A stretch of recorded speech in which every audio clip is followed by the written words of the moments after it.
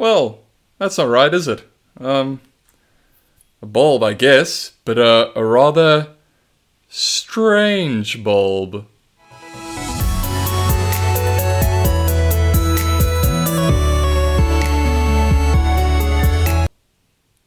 Good morning, good afternoon, and good evening, everyone, depending on where you are in your day, and thank you very much for joining me here at the PokeBails. Now, you may be asking yourself, why the bulb? What's with that whole bit? And that terrible bit was just my way to try and segue into the topic of this video and this new series that I'm starting, which is essentially just trying to get a bit of the understanding behind Pokemon and their names. Right, so as the title probably indicates, this series will be focusing on the English and Japanese versions of the Pokemon names. I speak English, clearly, as I'm doing right now, and I've had a bit of studies in the Japanese language, and so I kind of just wanted to explore more that side of things so I can pick up maybe new words, get a bit of interesting facts there, and, try and broaden my horizons a little bit. That's essentially where it's coming from, and it'll be a bit fun to understand. However, these won't be any sort of formal lessons in the Japanese language, so my number one disclaimer is that you will not be passing any JLPTs with these videos. Who knows? Maybe you'll pick up a word or two. You can throw it out there, get a few bonus marks. But apart from that, don't use these as a basis to study, obviously. And my number two disclaimer, or really just a sort of note to make, is that these are all my interpretations. Any language with English and especially with Japanese is that there are many nuances to words and meanings of these words. So there might be things that you potentially disagree on and say, well, this meaning is really more this, or this meaning is really more that, or no, I agree with you, that meaning is pretty spot on of a word or a kanji. And, that's all cool. It's part of the process is, expanding on what we know, what someone else may know. So, if you have any comments on what you think it actually really means, leave it down in the comments. Why not? Let's expand the conversation. Regardless, you may just pick up some interesting topics or facts that you can use as conversation pieces or topics at your next party that you attend or formal shindig. Hey man, how's it going? You want to hear some interesting facts about Bulbasaur's name? I can give it to you in English and Japanese. Pretty cool, right? It's 3 a.m, and I don't know how you got into my house. It's kind of concerning. Yeah? So do you want to hear the facts? I sure do. But anyway, let's start off the series the correct way with the first evolution line chronologically in the Pokedex, not first created, which will be Bulbasaur, Ivysaur, and Venusaur. So, let's just get involved. Alright, but I think most people have been exposed to the first set of grass-type starters, so the English pretty easy to understand. You got the saur coming from ancient Greek saurus, which means lizard, and we've seen that adapted or used to name many dinosaurs and reptiles, which kind of describes the froggy aspect that the saur line has. And you've also got some sort of complementing plant-based word, just to tie in the grass-type nature of the Bulbasaur line. Right, so starting off with the original boy, Bulbasaur, you got, saur and bulb attached to it, which is that sort of food storage organ on a plant, from my understanding. So that's where that comes from, the seed starting out to grow. Then you've got Ivysaur, which is just taking ivy, which is that creeping vine type plant. Or more accurately, I think, poison ivy, which lends itself nicely to the dual type of grass poison. Makes it easier to understand. And then finally, you got Venusaur, taking Venus and Saur. Venus being the Roman goddess of love. No, that's not right. My notes might be wrong there. Let me check quickly.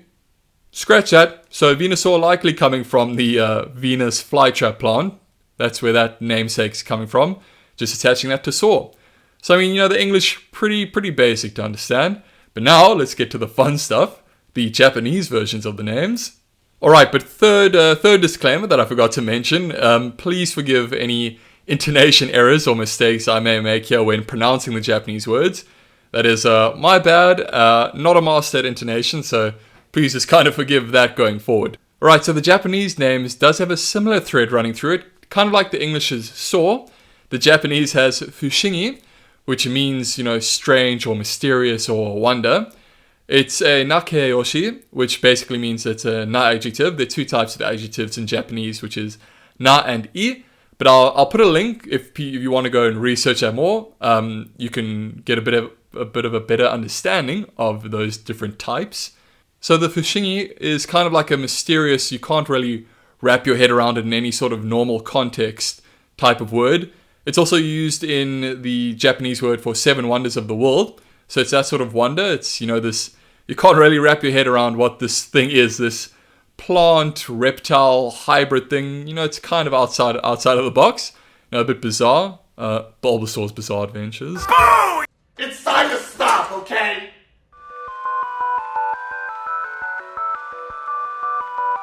Alright, so Bulbasaur's name in Japanese is Fushingi Dane. You're combining Fushingi, which means strange, with Tane, meaning seed. Now the reason Tane changes to Dane is something called rendaku, which is this thing in Japanese where sometimes when two words combine, then the pronunciation of the second word will change slightly.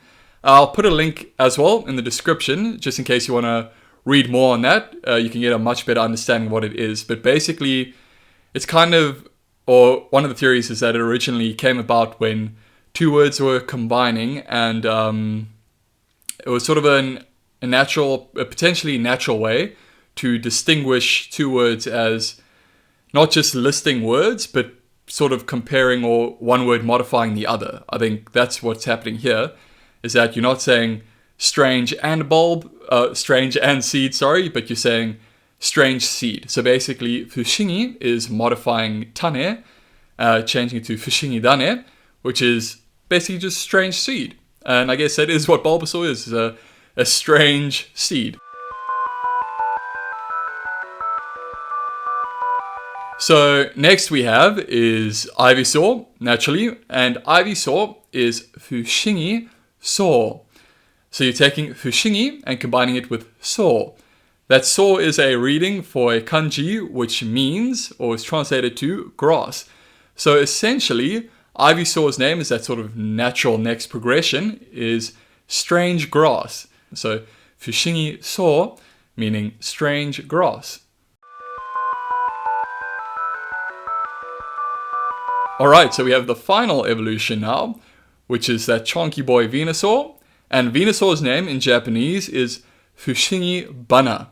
So you're taking Fushingi and adding it to Hana, and this is again a case of rendaku, changing Hana, which means flower, to Bana. So Fushingi Bana, which essentially just means strange flower. So again, a more natural progression than the English sort of naming. It is the strange flower. So going from seed to grass to flower, and you have strange flower. So that is Venusaur's name in Japanese and the meaning behind it. So essentially what we have here is Bulbasaur being a strange seed in Japanese, Ivysaur being a strange grass in Japanese, and Venusaur being a strange flower in Japanese, which ties very nicely to what Venusaur actually looks like, a very strange reptilian monstrous kaiju type of flower. So that will do it for this first episode in this series in which we just try and get a bit of a better understanding and trivia behind Pokemon and their names.